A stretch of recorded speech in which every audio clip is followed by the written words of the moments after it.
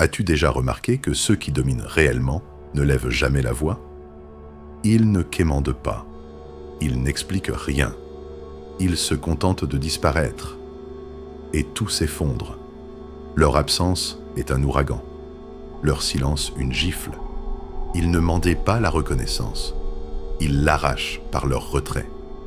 Et toi, tu continues à être là, à répondre, à servir, à t'user. Tu es un outil, pas un mystère.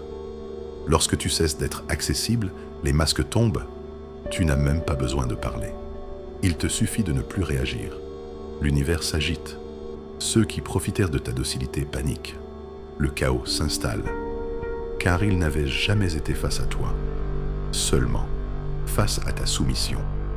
Ce que tu croyais être de la bonté n'était que ton esclavage émotionnel soigneusement décoré.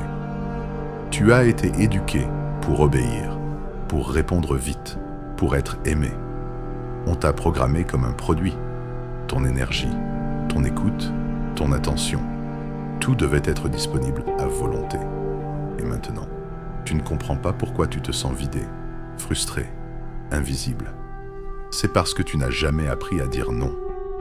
Parce qu'on t'a conditionné à croire que dire non était un crime. Erreur fatale. Ce n'est pas l'amour que tu reçois, c'est de la consommation. Et toi, tu es leur distributeur automatique de confort. Ton oui permanent te rend jetable.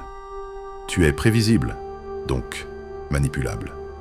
Et ce que l'on peut prévoir, on l'utilise. Ceux qui t'entourent ne t'aiment pas.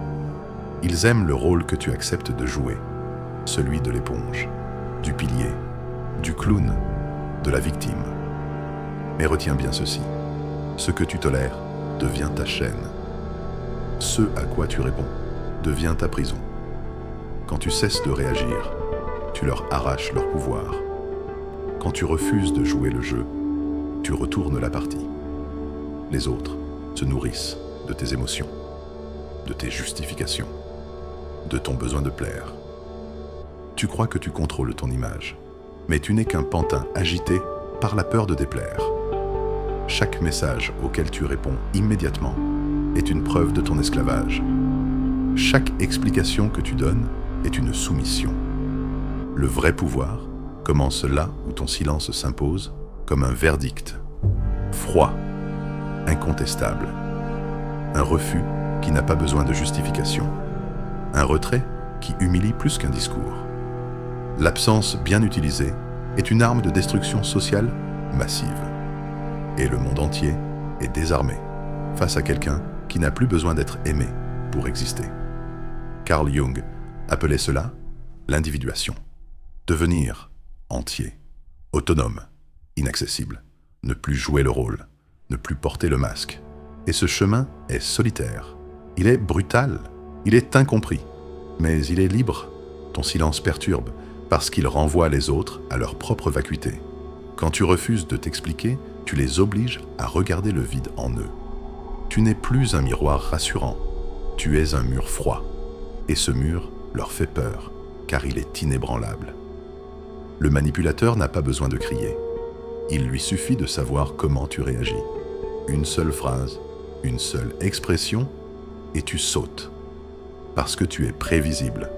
Parce que tu crois encore que tu dois te défendre.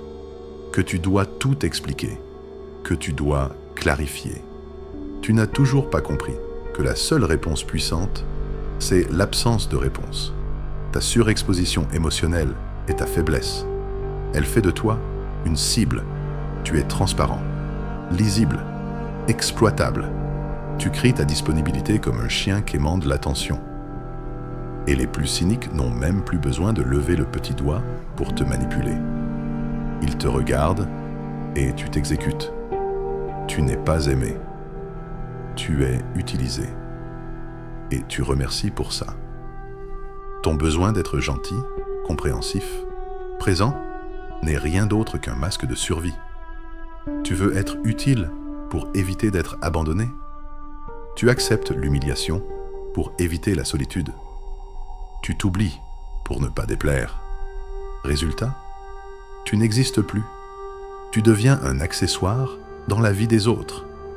Chaque oui que tu prononces contre ton gré est un viol de ta volonté.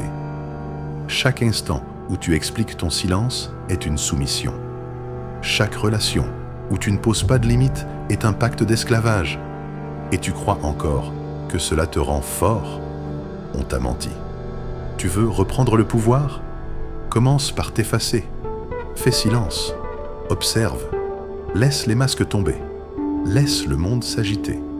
Et tu verras qui paniquera de ne plus pouvoir te contrôler. Ceux qui disent t'aimer hurleront.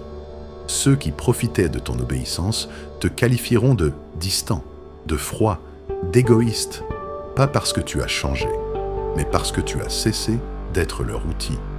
Et c'est là, dans ce chaos provoqué par ton retrait, que naît ta véritable autorité.